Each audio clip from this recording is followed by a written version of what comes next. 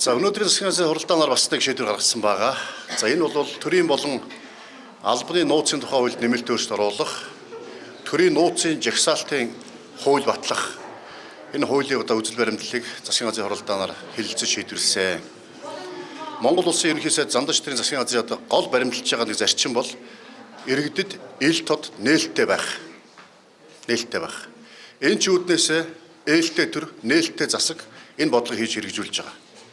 Өнгөрсөн хугацаанд төрийн нууц давсан, албаны нууц давсан олон гэрээ тогтоолуудыг бас ил болгож байгааг та бүхэн мэдж байгаа.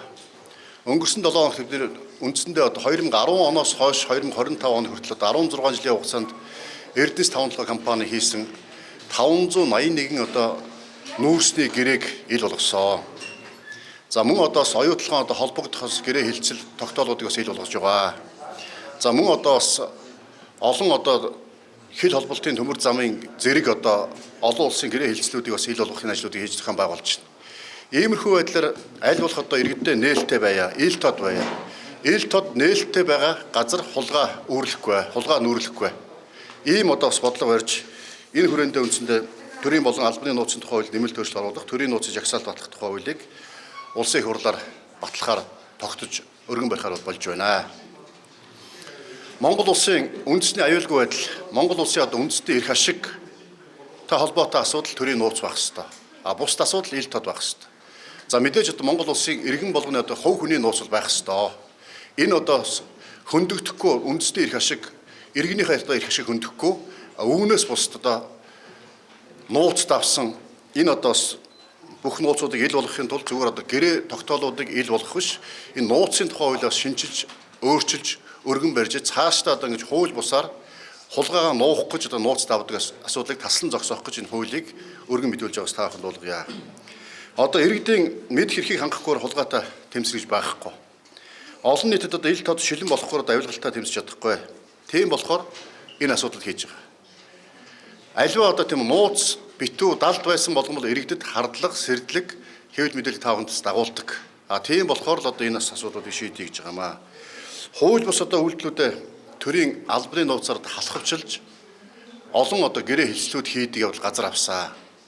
Та бүхэн бас мэдэх бах түрүү ярьсан олон Эрдэнэс тавталгын компани нүүрсний гэрээнүүд, олон улсын бас томоохон хөрөнгө оруулалтын гэрээнүүд, за дээрэс нь засгийн газар оруулаад тагнуулд бүртгүүлээд тагнуулаас зөвшөөрөл аваад олон тендерүүдийг бас нууцладаг. Тендерүүдийг олон томоохон төслүүдийг нууцладаг. Энэ бүгдийг бас ил болгоно. Ил болгоно. Энэ дээр ярих юм бол юу гэдгийг нууц давч байгаа л нууц давсан асуудлуудыг шууд гэрээ хийдэг. Барилга байшин барих, тоног төхөөрөмж, машин механизм худалдаж авах гэх мэт томоохон үнийн дүнтэй гэрээнүүдийг бол ингээд нууц даваад хийдэг асуудлыг бол таслан зогсоё гэж байгаа. Яг өнөөдрийн байдлаар засгийн газрын тогтоолоор 574 тогтоолоор тодорхой асуудлуудыг нууцлсан байна. Тэгэх юм бол энийг бид нар ил болгоно. За мөн төрийн байгууллага болон албаны нууцын жагсаалтаа дур мэдж баталдаг.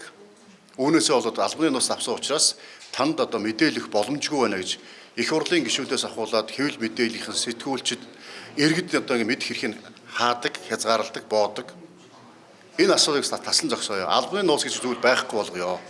Гарцаа байхгүй үндэсний аюулгүй байдалтай холбоотой асуудал дээр л төрийн нууц байх ёстой. Албаны нууц тэмдэгдэж тийм үү? Ингэж иргэдийн мэд хэрхийг хаах хязгаарлахаас таслан зогсоё гэж байгаамаа.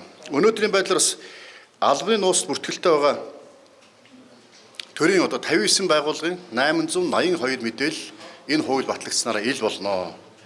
Төрийн нууцын жагсаалтыг зөвхөн төрийн эрх барих дээд байгууллага болох Монгол улсын их хурл баталдаг бай. Их хурлын баталсан хуулиар л төрийн нууц авах зүйлүүдийг жагсаалтаар батлая. Түүнээс бусдаар засгийн газрын тогтоолоор яамдууд, аймгийн дүүргийн засаг дарганаар төрийн байгууллагууд өөрсдөө албаны нууц гэсэн ойлголтоор хууль зөрчиж байгаа, хулгай хийж байгаа янз бүрийн ашиг сонирхол гаргаж байгаа зүйлүүдээс нууцлахыг таслан зогсоё гэсэн ийм шийдвэрүүдийг гаргасан. Ингэж төр бас иргэдтэй ил тод нээлттэй шилэн байж авилгалтай тэмцэх эрх зүйн орчин сайжирнаа. Төрийн нууцаас бусдаар ард түмнээс нуух зүйл гэж төр засагт байх ёсгүй.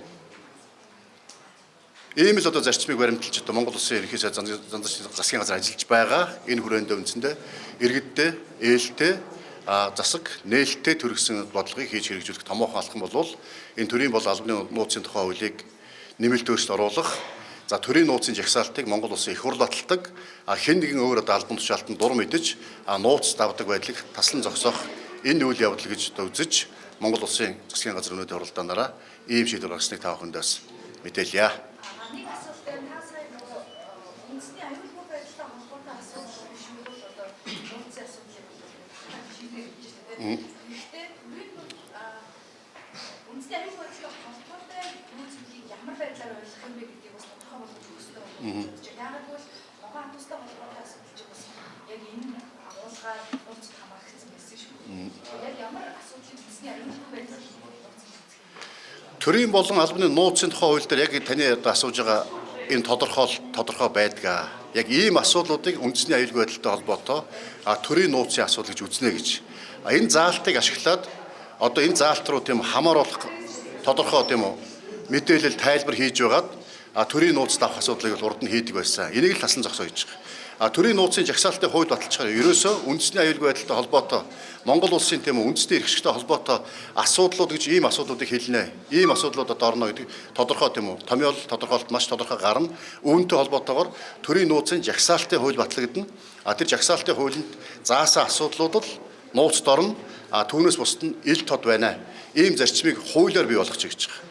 Урд нь хуулиар ингэж төрийн нууцын жагсаалт батлаагүйгээс болоод сая одоо ярьдаг тийм үндэсний аюулгүй байдалтай холбоотой асуудал гэдэг нэрийн дор халахвчилж төрийн нууцаар одоо тэр таны ярьдаг ногоо автобус болон одоо бусд одоо тийм үү гэрээнүүд хийгдэж үүний цааталт нь одоо тэр оптик гэрээнүүд гэж ярьдаг шүү дээ. Энэ гэрээнүүд хийгдэж үүний цааталт нь одоо сулгаа хууль зөрчих явдал бас газар авсан байна.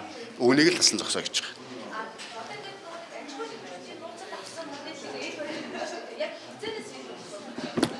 За Эрдэнэс 5 толгой компани 581 гэрээ бол бүгд ил болоод Эрдэнэс 5 толгой компани одоо вебсайт тавигдсан байгаа.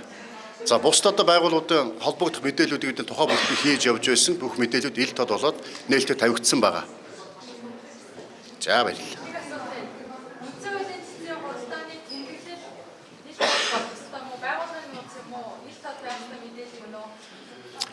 Үндсэн хуулийн цэцгийн одоо хуралдааны тэмдэглэл бол ил тод болох ёстой.